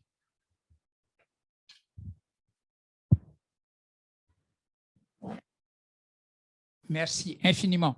D'abord, 1000 excuses, j'aurais dû mentionner la Guinée, en effet, pour Cheikh Oumar. Il a passé beaucoup de temps dans le Fouta Djallon. Il a fait le lien entre le Fouta Toro, d'où il venait, de Halwar, et le Fouta Djallon, où il a séjourné longtemps et où il a tenu école aussi. Donc, il est ouest-africain. Il est ouest-africain, c'est vrai. Pour ce qui est de la vie de ces objets, ça me permet de revenir à ce que je disais tout à l'heure. Ce sont des objets vivants parce que ce que vise l'artiste ou les artistes qui les ont créés, c'était précisément non pas représenter la nature, à vos souhaits. Les arts africains ne sont pas, de ce point de vue-là, des arts figuratifs ou naturalistes, ce sont plutôt des arts qui essayent, dit Senghor, de représenter la sous-réalité de la chose, la force vitale qui est là derrière, d'où d'ailleurs toutes ces manières symboliques d'exagérer certaines parties du corps, de ne pas respecter les proportions qui veulent que la tête soit un huitième, etc., etc. Bref, il y a là une démarche de tentative de reproduction de la vie. Et effectivement, dès lors qu'on les fige, qu'on les pétrifie, on les tue. Ça me rappelle d'ailleurs une chose qui est liée à ce que Béatrice a rappelé à propos de la restitution au moment des festivals. La question du prêt s'est reposée pour le Festac, qui était le deuxième festival, celui-là organisé au Nigeria, quand le Festac a demandé au British Museum de leur prêter la Queen Idia, ce fameux masque en ivoire. Et le British Museum a dit non. Sa manière de dire non, c'était d'abord de ne rien dire et puis à un moment donné de leur proposer une copie. Nous allons vous faire une copie. Nous n'allons pas vous rendre, mais nous allons vous faire une copie. Et il paraît d'ailleurs que la copie a été faite après le festival. Donc, ils n'avaient même pas l'intention véritablement de donner une copie. La réponse nigériane était magnifique. Elle a consisté à l'époque à dire ceux qui ont créé ces objets sont les descendants, ont leurs descendants aujourd'hui avec nous. Eh bien, nous allons leur demander de les reproduire. Et pourquoi est-ce que c'était une réponse philosophiquement très intéressante? Ce n'était pas simplement de dire, gardez votre copie, nous allons faire une copie. C'était de leur dire le principe de création, le principe créateur qui est à l'origine de ces objets, ce principe créateur, il est ici avec nous et nous allons vous le montrer. Et nous allons produire la vie de ces objets et quand nous ferons, nous, notre copie, c'est l'original que vous avez qui deviendra une copie de cela parce que la force vitale, la force créatrice aura quitté votre objet et sera venue ici, chez elle, dans notre propre terroir. L'idée est donc que quand il s'agit de mort, vous n'avez plus, vous, qu'une espèce de masque blanc imitant la Idia Queen et qui est en réalité morte chez vous. Sa vie est ici avec nous. C'était la meilleure réponse que l'on puisse faire, de recréer ces objets en disant les descendants de ceux qui les ont créés sont ici. Et donc, en disant, vous avez un musée de choses mortes, nous avons, nous, le principe créateur qui est continuellement en train de générer du vivant et de l'artistique. Dernier point sur la civilisation de l'universel. Vous savez que c'était effectivement la grande idée de Senghor, l'idée que le XXe siècle devait être le siècle de la civilisation de l'universel. Le XXe siècle se poursuit sur le monde, sur le XXIe siècle parce qu'on n'y est pas encore, la civilisation de l'universel. Au contraire, malheureusement, nous nous sommes fragmentés en tribus, en ethno-nationalisme et nous sommes en train d'en crever. Et ça veut dire qu'en effet, la civilisation de l'universel reste encore notre horizon. Il faut faire le pari de cette civilisation de l'universel. Parce que l'alternative, si on ne croit pas en une civilisation de l'universel, c'est le cynisme. Le cynisme qui consiste à dire nous sommes fragmentés en tribus et nous sommes condamnés à être des tribus et à mener des guerres culturelles. Je parlais tout à l'heure de récits et de contre-récits. Regardez les enjeux dans la guerre culturelle qui est la nôtre aujourd'hui. Un candidat aux élections américaines va construire toute sa campagne sur le fait qu'il ne faut pas parler de critical race theory, il ne faut pas parler de ceci, de cela. Il va surveiller les récits. On va surveiller les récits, faire en sorte que chaque récit de chaque tribu reste intouché par d'autres récits. Donc, cette civilisation de l'universel, il faut qu'on y aille parce que d'abord, la situation objective dans laquelle nous sommes nous y oblige. Nous sommes une seule et même espèce humaine dans la responsabilité que nous avons aujourd'hui pour ce qui est de la détérioration de notre planète. C'est en tant qu'espèce humaine que nous sommes devenus une force géologique de destruction de notre propre planète. Ça veut dire que c'est en tant qu'espèce humaine que nous devons répondre à ce défi-là également tous ensemble. Ce que je fais à ma forêt au Gabon a des répercussions sur la respiration de l'ensemble de l'humanité. Et donc, de ce point de vue-là, je ne peux plus ignorer que nous devions aller vers cette civilisation de l'universel, que nous devions nous donner un horizon d'universalité. De la même manière, la crise du coronavirus nous a traités comme une seule et même espèce. En une nuit, le virus avait fait le tour de la Terre. Quand Trump a décidé de fermer les frontières aux avions venant de Chine, c'était déjà trop tard, le virus était déjà venu en Europe, c'était les Européens qui l'apportaient, les Italiens en particulier, semble-t-il. Eh bien, parce que ce virus considère que nous sommes une seule et même espèce humaine, et il va falloir que nous répondions comme une seule et même espèce humaine à l'avenir à d'autres virus qui vont arriver, parce que semble-t-il, ils vont arriver. Visiblement, celui qui est arrivé était un avertissement. Il faut espérer que ça ne se produise plus, mais personne ne croit que ça ne va pas se reproduire. Et donc, cette civilisation de l'universel que Senghor avait rêvé, où l'idée d'humanité serait une vraie idée, non pas seulement comme un principe régulateur à la Kant, pour revenir sur la philosophie de Kant, mais comme un véritable sujet politique. L'humanité sera un sujet politique de discussion. C'est ce que nous cherchons à faire dans la COP, dans les différentes COP, faire en sorte que nous puissions négocier ensemble dans cette universalité latérale une entente, nous traduire, essayer de parler depuis nos langues différentes, depuis le pluriel de nos langues, un langage commun qui soit ce langage-là de l'universel. C'est difficile, c'est compliqué, il faut y croire. L'alternative d'y croire, c'est le cynisme, encore une fois. On a le temps pour une ou deux questions très rapides avec des réponses très rapides.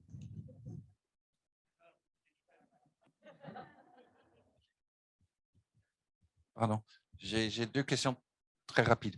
Entschuldigung auf Deutsch. Nous avons l'habitude dans l'Union européenne de penser les moyens de reproduction avec ses risques et tout ce que s'ensuit. Qu'est-ce que serait la réponse de l'Union européenne à cette conférence de Bandung, par exemple ?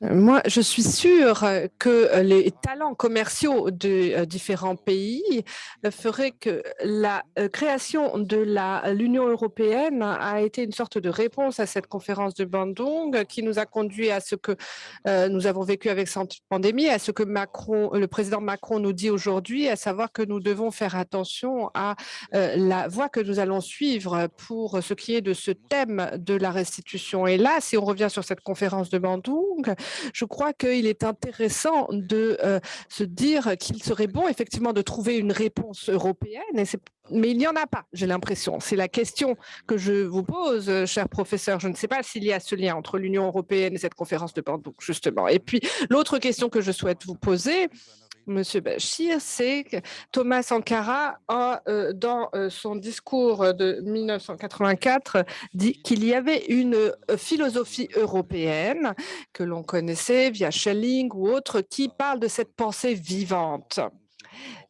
est-ce que là, il y aurait un espoir de créer une philosophie entre l'Europe et l'Afrique qui crée une philosophie commune au-delà de ce que nous avons eu avec Kant ou d'autres?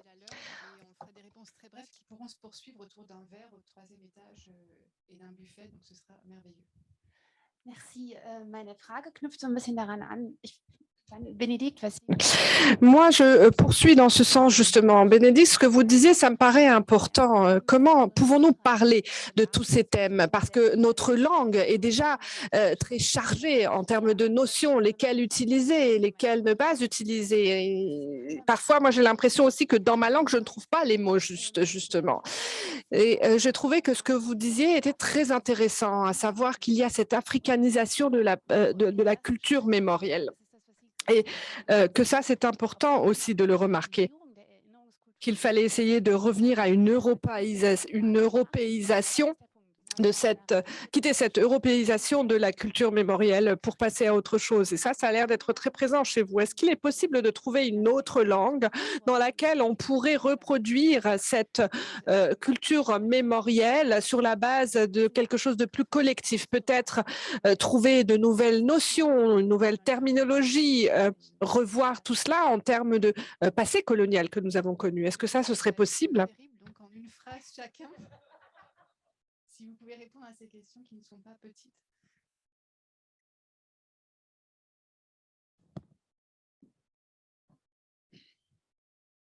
Je vais répondre juste quelque chose qui marche un peu avec les deux questions, mais qui n'est pas une réponse, qui est juste une réflexion. Je pense qu'en tout cas, pour la question de la restitution des œuvres d'art, cette espèce de compétition, disons, nationale qu'on observe maintenant, on a vraiment les Jeux olympiques de la restitution, là, c'est lié à quelque chose qui fait que le travail sur l'histoire, c'est une sorte de psychanalyse collective. Et que ce qu'on a fait de manière nationale, c'est-à-dire ce que j'appelle l'accumulation primitive du patrimoine des autres, disons, chez soi, ça s'est fait de manière nationale en concurrence. C'est Londres qui regardait Paris, qui regardait Berlin, qui regardait Stuttgart, ou plutôt l'inverse, Stuttgart regardait Berlin, etc.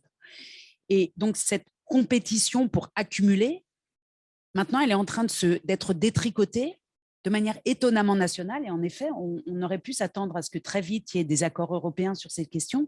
Mais à mon avis, on verra ce qui se passe, mais ce sera très difficile parce que ce détricotage psychanalytique, ce travail sur soi collectif, il se fait exactement comme a eu lieu la chose. Donc, celle qu'on est en train de détricoter, on la détricote comme on l'a tricotée.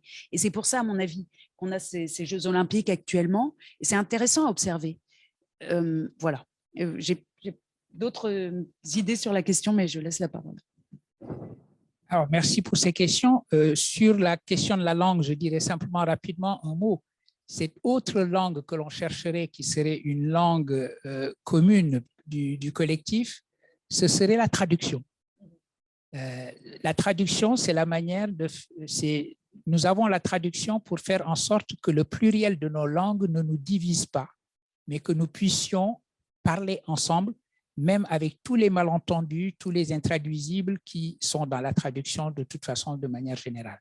Alors, pour Andreas, les questions importantes que tu poses, alors Bandung et l'Europe, je pense que ça demande des développements évidemment infinis, mais simplement pour aller à peu près relativement vite. Une des idées, je reviens à Senghor à nouveau. Senghor a écrit au moment où l'Europe était en voie de constitution, une importante rencontre autour du charbon et de l'acier, donc les débuts de l'Europe. Il avait écrit un texte disant il serait bon d'avoir deux constructions horizontales, l'Europe se construisant, l'Afrique se construisant dans son unité, parce que le grand ennemi pour Senghor, c'était la division, la balkanisation. Ça allait contre la civilisation de l'universel dont parlait Oumar Diallo tout à l'heure. Eh bien, et ces deux constructions horizontales auraient également une construction verticale qu'il appelait Eurafrique. Aujourd'hui, ce mot ferait sursauter, mais c'était ainsi qu'il voyait les choses. Et quand on regarde la carte du monde, ceci a un sens à réactualiser aujourd'hui. Une construction européenne, une construction africaine et une forme de relation à refonder entre l'Europe et l'Afrique. Par exemple, sortir du tête-à-tête obsédant de l'ancienne puissance coloniale avec sa propre colonie ou son précaré pour européaniser les questions, y compris monétaires, et africaniser également les questions, faire que la relation soit véritablement entre l'Europe et l'Afrique et non plus ces relations difficiles. Schelling, ça ne m'étonne pas. Le romantisme allemand, de ce point de vue-là, a eu une importance pour ce qui est de la formulation de la philosophie africaine. Et ce n'est pas un hasard si le grand ethnologue qui était Léo Frobenius était d'une certaine manière l'héritier de ce romantisme allemand. Donc, l'idée de la constitution d'une philosophie commune qui se réponde, on la trouve d'ailleurs chez Frobenius. Frobenius trouvait que les Africains étaient des Allemands et réciproquement les Allemands des Africains. Probablement, précisément parce qu'il y avait cet héritage du romantisme allemand qui allait dans la direction de ce qui se formulait à ce moment-là comme philosophie africaine. Ce sont des réponses rapides à des questions compliquées, mais c'est tout ce qu'on peut faire. Merci beaucoup. Je peux dire quelque chose juste sur le langage, parce que enfin, moi, je crois beaucoup au travail. Parce qu'en fait, ce n'est pas se donner un langage commun, ça n'existe pas en fait. Le langage, c'est ce que tu fais toi-même quand tu es tout seul ou en dialogue, en train d'essayer d'exprimer quelque chose. Et c'est vraiment dur de vraiment trouver. Et ce travail-là, on le fait peu, en fait. On n'est pas beaucoup habitué à travailler, mais vraiment gestalt, quoi. Enfin, travailler et on le fait, à mon avis, d'autant mieux qu'on n'est pas dans sa moutoche, dans sa langue maternelle. Donc, je pense que là, il y a des choses vraiment à faire, mais c'est dur, c'est pas marrant. Et ça va, mais il faut le faire, il faut sûrement le faire. C'est très difficile de vous interrompre parce que c'est passionnant. Merci beaucoup aux traductrices qui ont eu beaucoup de difficultés aujourd'hui, j'imagine, parce qu'on est allé finalement très vite. Merci évidemment à toute l'équipe du Centre Marc Bloch pour l'organisation de cette manifestation. Merci à nos deux intervenants et je laisse la parole à Marie-Colise très vite. Oui, donc très rapidement, je vais vous inviter du coup à faire ce travail collectif en français et en allemand au 3e étage maintenant. Un grand merci à nos intervenants, un grand merci à Katia Genel aussi d'avoir modéré cette discussion et merci à nouveau aux traductrices pour tout ce travail. Donc au 3e étage, eh bien, se trouve une réception qui va nous permettre de prendre des forces pour tout cet agenda de recherche, mais aussi de travail collectif que vous avez tracé. C'était absolument passionnant. Et je pense que c'est tout un symbole de finir aussi ce cycle de conférences des 30 ans du Centre Marc Bloch autour de cette question sur le passé colonial, dans ce dialogue pluridisciplinaire et avec une audience aussi assidue et qui avait beaucoup de choses à dire. J'ai entendu énormément de remarques derrière moi. Donc, je pense que la conversation va vraiment pouvoir se poursuivre jusque tard. Voilà. Je vous souhaite une bonne soirée, une bonne continuation. Et donc, je vous invite rapidement à prendre les ascenseurs vers le 3e étage pour éviter les phénomènes d'embouteillage. Bonne soirée.